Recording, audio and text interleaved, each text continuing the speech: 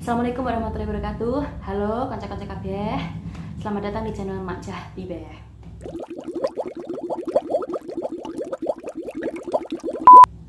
Terima kasih buat kalian yang udah subscribe, dan yang belum silahkan klik tombol subscribe-nya. Jangan lupa diaktifin notifikasinya biar kalian gak ketinggalan video terbaru dari aku.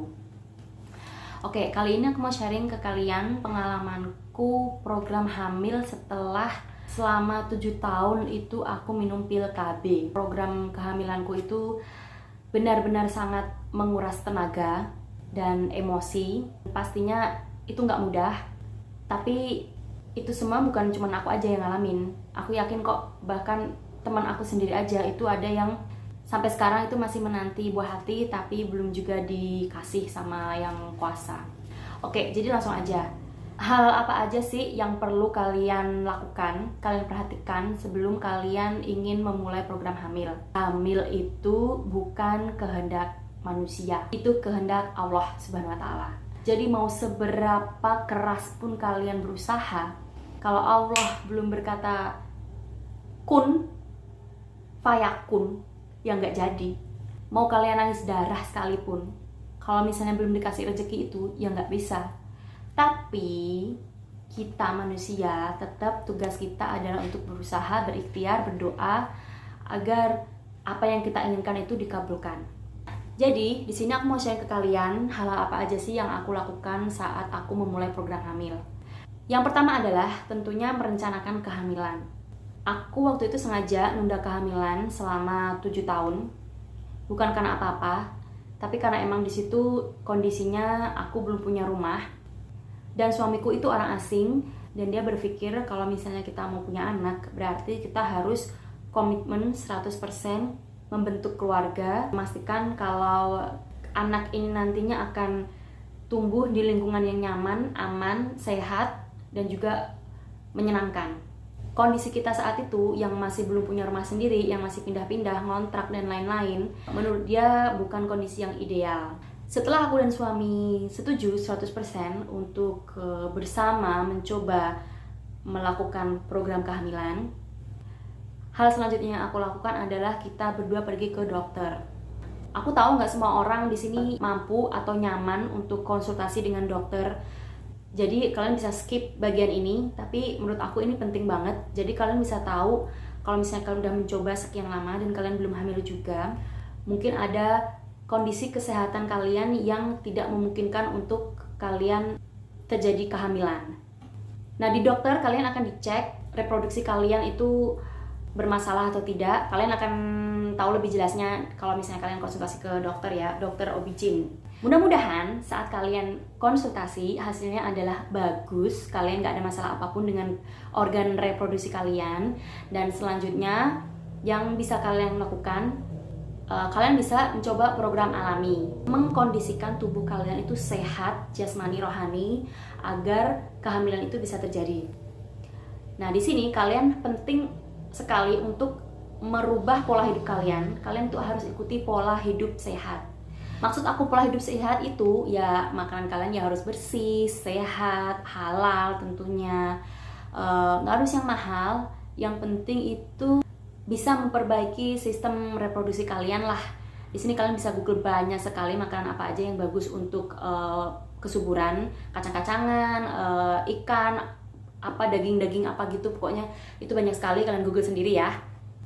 Terus juga olahraga ini penting, kalian jangan pernah sepelein olahraga. Aku saranin seminggu itu seenggaknya 3 kali, minimal 10-15 menit lah, aku rasa itu cukup. Yang penting kalian lakukan itu secara rutin. Nah, karena kalian pengen hamil, otomatis olahraganya juga yang bisa memicu kehamilan. Maksudnya itu kayak olahraga apa gitu kan yang bisa memperlancar produksi sel telur, atau bisa membuat kayak jalannya itu kebuka. Pokoknya kalian Google sendiri olahraga olahraga untuk promil. Itu pasti kalian banyak nanti akan temuin di YouTube. Nah, selanjutnya istirahat yang cukup, tidur yang berkualitas, jangan stres. Aku tahu ini susah banget ya dijalanin, apalagi buat kalian yang pengen banget hamil, terus Kalau udah mencoba, nggak taunya pada saat menstruasi kalian dapet, itu pasti perasaan kalian tuh ya sedih, kecewa, marah, tapi nggak ada yang bisa kalian lakukan karena itu ya emang udah itu jalannya. Tapi di sini tetap aku saran kalian untuk jangan stres, karena stres ini bisa sangat berpengaruh terhadap produksi sel telur kalian. Intinya ya ikhlas, ini adalah ketentuan Allah. Kalian tetap aja berusaha, terus aja berusaha. Bulan depan mungkin ini waktunya buat aku, mungkin sekarang belum. Bulan depan pasti akan tiba waktunya buat aku. Kalian harus tetap yakin itu. Oke. Langkah yang ketiga, kalian harus melakukan hubungan badan di saat-saat yang berpotensi tinggi untuk menjadikan kehamilan itu berhasil. Kenapa aku bilang kayak gini? Karena nggak setiap hari itu waktu yang bagus untuk melakukan badan. Kalau kalian pengen hamil ya, kalau kalian pengen rekreasi ya silahkan setiap hari kayak setiap jam kayak itu urusan kalian sama suami. Tapi kalau kalian pengen hamil, ada waktu-waktu tertentu yang tepat untuk kalian melakukan hubungan badan. Nah, gimana cara kalian tahu apakah ini waktu yang tepat atau enggak? Yang pertama, kalian harus tahu masa ovulasi. Apa itu ovulasi? Ovulasi itu adalah masa subur, masa keluarnya sel telur dari organ reproduksi kita. Sel telur yang ada di tubuh kita itu bisa bertahan sampai kurang lebih 48 jam. Kalau nggak 24 jam, aku nggak yakin ya. Sedangkan sel sperma itu bisa bertahan 3-4 hari, bahkan kadang 5 hari. Misalnya nih, kalian ovulasi tanggal 10. Jadi kalian bisa melakukan hubungan itu tanggal 9. Artinya saat sperma udah ada di rahim kalian, udah siap nih. Nah, begitu kita ovulasi, sel telur keluar, itu sperma udah bisa langsung ngejar sel telur itu. Dibanding saat kita misalnya melakukan setelah ovulasi, takutnya nanti sel telurnya udah mati, baru sperma masuk, akhirnya kan nggak mungkin terjadi kehamilan. Paham nggak sih kalian? Pokoknya intinya kalian harus tahu masa subur kalian. Dan aku tahu ini agak-agak bingungin ya. Jadi waktu itu yang aku lakukan adalah beli alat tes ovulasi di toko-toko online. Menurut aku cukup akurat, karena biarpun kita udah keluar cairan, maaf ya ini agak jorok, kalau misalnya kita udah kayak keputihan atau apa, itu tidak menjamin kita itu subur. Biar kalian tahu apakah kalian sedang berovulasi atau tidak. Selanjutnya, download aplikasi untuk menghitung masa subur. Waktu itu aku download aplikasi Flow. Setiap hari aku input gejala-gejala yang kalian alami. Nanti aplikasi akan memprediksi kapan masa subur kalian. Dan kalau misalnya kalian melakukan hubungan badan jadi kehamilan, aplikasi ini juga nantinya akan beri gambaran seberapa jauh perkembangan kehamilan kalian. Selanjutnya yang gak kalah penting adalah sebelum kalian berhubungan itu kalian harus berdoa. Tidak ada campur tangan dari setan, roji. Pokoknya niatkan ini untuk ibadah gitu aja lah. Kalian pokoknya intinya kembali lagi ke yang sebelumnya, kalian itu jangan sampai stres, karena kalian juga harus menikmati proses itu. Aku tahu ya ini susah banget, tapi kalian harus berpikir ini tuh bukan kayak dikejar-kejar hantu, kalian harus buru-buru. Pokoknya intinya kalian itu harus tenang, happy. Nah, ini trik juga dari aku nggak tahu apakah ini benar-benar berpengaruh atau enggak, tapi waktu itu setiap kali aku selesai berhubungan badan, aku selalu nahan posisiku kayak gini.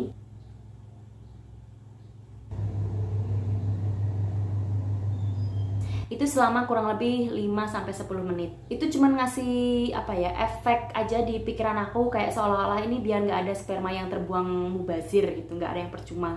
Entah itu pengaruh atau enggak, yang jelas lagian juga kita capek kan ya. Ya nggak apa-apa lah, posisi ini kita tahan 5 menit lah paling nggak. Ya kalian bisa coba itu, tahan posisi kalian, taruh bantal di pantat kalian kayak gitu selama 5 atau 10 menit. Ya siapa tahu, mudah-mudahan itu bisa ngebantu. Langkah keempat yang aku lakukan adalah minum suplemen. Jadi dulu pas aku promil itu, aku minum Volafit. Setiap hari aku konsumsi kurma, paling nggak 1 biji sehari, setiap pagi. Malamnya aku konsumsi vitamin E, sama Habatus Sauda atau jintan hitam. Ini juga dijual banyak banget di online shop. Kalian bisa beli dan ini juga murah. Nah, setelah semua ini aku lakukan, tebak kira-kira butuh berapa bulan buat aku untuk hamil. Jadi waktu itu aku promil bulan April dan aku hamil bulan Maret. Bulan Maret tahun berikutnya. Jadi itu butuh 11 bulan untuk aku hamil, meskipun sudah melakukan langkah-langkah yang aku kasih tahu ke kalian tadi.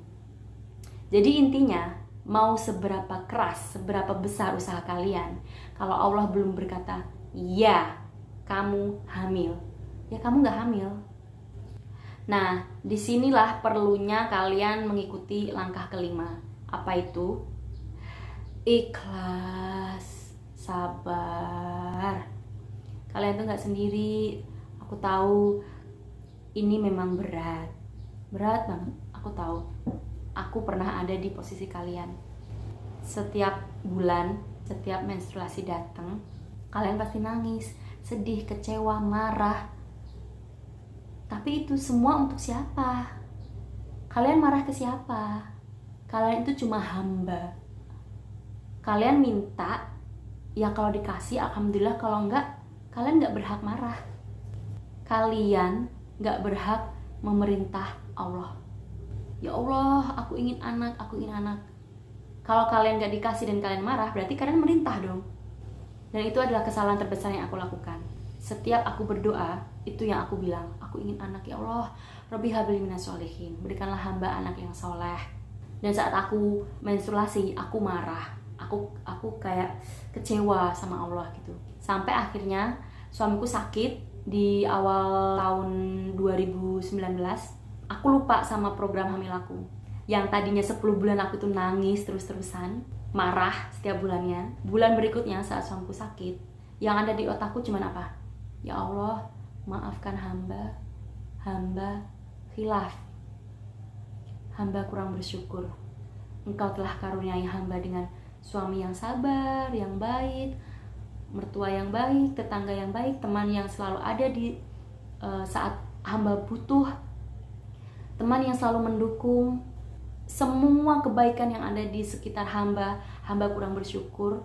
Bahkan hamba dengan tidak tahu diri masih juga meminta lebih. Jika memang hamba tidak bernasib untuk memiliki buah hati, berikanlah hamba keikhlasan. Berikanlah hamba keikhlasan, berikanlah hamba keikhlasan. Dan mulai sejak itu, setiap bulan aku berdoanya bukan untuk yang ya Allah berikanlah hamba anak, berikanlah hamba anak. Enggak, aku berdoanya, ya Allah berikanlah hamba keikhlasan untuk menjalani ketetapan-Mu apapun itu. Terima kasih Engkau telah memberikan kesehatan pada hamba, pada suami hamba, pada orang tua hamba, mertua, teman, saudara, tetangga, semuanya. Dan percaya, saat kita bersyukur, Allah akan kasih kita lebih. Saat aku merendah, saat aku pasrah, Tuhan malah memberikan itu.